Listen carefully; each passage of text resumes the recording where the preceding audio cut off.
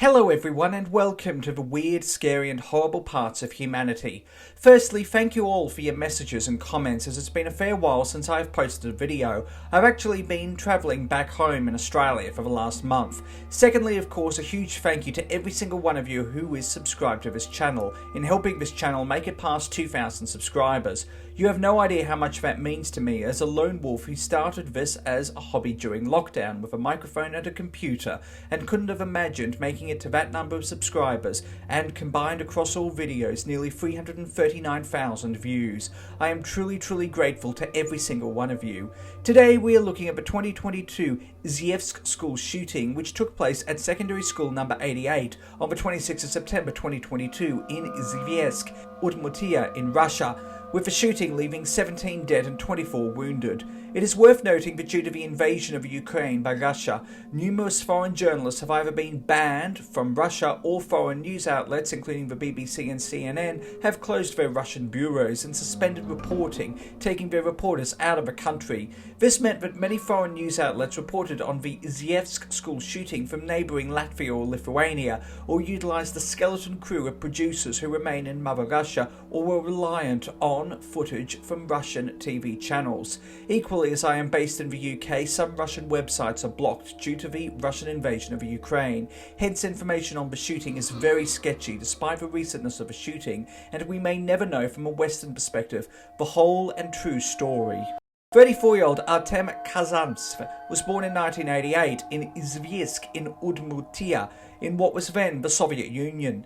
The capital of Udmurtia, Izhevsk, is the 19th largest city in Russia by population. Kazanstev attended school number 88 on Pushkinskaya Ulitsa 285 in Izhevsk. The school was founded in 1994 with 982 pupils and 80 teachers, according to the TASS Russian news agency. Kazanstev developed a strong fascination with fascism and Nazism. He was diagnosed with sluggish or low progressive schizophrenia in 2011 and was an outpatient at a mental health facility known as a psychoneurological dispensary, a medical institution in Russia and other former Soviet Union countries designed to serve patients with mental health disorders in out-of-hospital conditions. On the 26th of September 2022 at 10:30 AM, he sent an email noting that he was planning a school shooting, but he insisted that this was not a terrorist attack.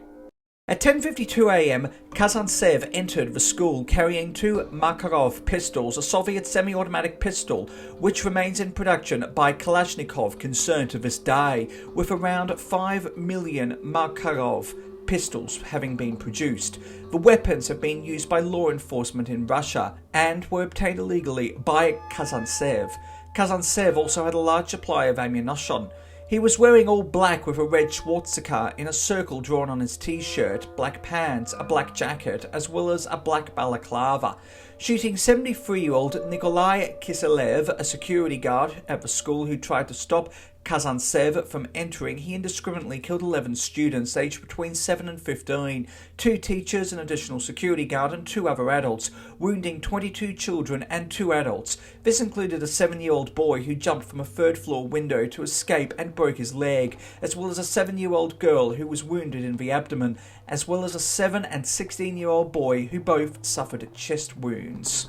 The 16-year-old who was shot in the chest noted, "A man came in all dressed in black, wearing a mask with a cutout. He went in silently. I heard a pop. I thought it was an explosion or pyrotechnics, and then I saw the gun. I was 20 meters away from him. He immediately began to shoot. Without shouting, without demands. When he killed the guard, he shot me. The bullet hit me in the right side of the chest." Children fled the school during the attack, recording farewell messages on social media to their parents and partners, with others barricaded in their classrooms by teachers. The FSV and National Guard arrived at 10:57 AM, with armed police running up the stairwells of the school and along the school corridors, looking for Kazantsev. The school was cordoned off, with teachers and children evacuated to a neighbouring kindergarten. Kazantsev then committed suicide by shooting himself with one of his guns on the floor of one of the classrooms. Video footage was released of Kazantsev's carcass in the classroom, with overturned furniture and papers strewn across the blood-stained floor. The Washington Post reported that ammunition magazines piled on a desk next to Kazantsev's body bore the word hatred in Russian in red paint, inscripted on the ammunition, with the two Makarov pistols having branded cords with the words Columbine, Dylan and Eric. This was a reference to the Columbine High School massacre committed by Eric Harris and Dylan Klebold, which saw 15 students, including both perpetrators, killed at Columbine High School in Columbine, Colorado on the 20th of April 1999. But what motivated Kazanstev in committing the shooting? Initial speculation by Western media was that the shooting was connected to a spate of violence seen in Mother Russia following a declaration of partial military mobilization of Russian men for the war in Ukraine by dictator-in-chief Vladimir Putin. However, this was quickly denounced. Indeed, a search of Kazanstev's apartment found 5 mobile phones, a computer and a suicide note, noting that he had been preparing for a shooting for more than a year, with Russia having invaded the Ukraine 7 months prior to the shooting. Russian media reported that Kazanstev was motivated by his untreated schizophrenia, as well as misanthropy and neo-Nazi ideologies. Head of the Udmurtia Republic, Alexander Brekalov, declared 3 days of mourning, which took place on the 26th to the 29th of September 2022. Dictator-in-chief Vladimir Putin, as well as Russian Prime Minister Mikhail Mishustin, sent their condolences to relatives of the victims and injured, with Putin describing the shooting as inhuman, and Mishustin describing the attack as monstrous. Due to the ongoing war in the Ukraine, very few political leaders made any statement on the school shooting, with Secretary-General of the United Nations Antonio Guterres one of a few international representatives to make a statement regarding the shooting, which was released by his deputy spokesperson. The statement condemned the act of violence and expressed condolences to the families of the victims and the government and people of Russia. Moreover, the head of UNESCO, Audrey Azoulay, tweeted their shock at the shooting. The US Embassy in Moscow, one of the few Western embassies that remains open in Russia, also expressed solidarity for the shooting. Furthermore, the Ministry of Foreign Affairs of Egypt condemned the shooting. It is worth pointing out that Egypt has officially been neutral on the Russian invasion of the Ukraine and has not taken sides. EU Foreign Service spokesman Peter Starnor also condemned the shooting, as did Chinese President Xi Jinping, who sent a telegram to dictator-in-chief Vladimir Putin, with China openly supportive of Russia's invasion of the Ukraine.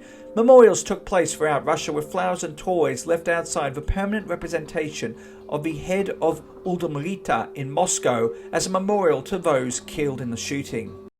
Furthermore, candles were placed outside school number 1 in Beslan, North Ossetia-Alania, with a minute's silence held. This school was the site of the worst school shooting in history, which took place between the 1st and 3rd of September 2004, with 364 individuals, including 31 terrorists, killed by Riyad-us. We did an earlier video on this school shooting, so please don't forget to check that video out. Thank you for watching. Please do yourself a favour and hit that subscribe button and the bell icon to inform yourself of when new videos come out. It helps more than you know, and your support is truly appreciated. Also, why not hit that like button and leave a nice comment. Until next time, stay awesome, stay classy, be kind to everyone you meet, have an amazing day, and don't forget that you are loved.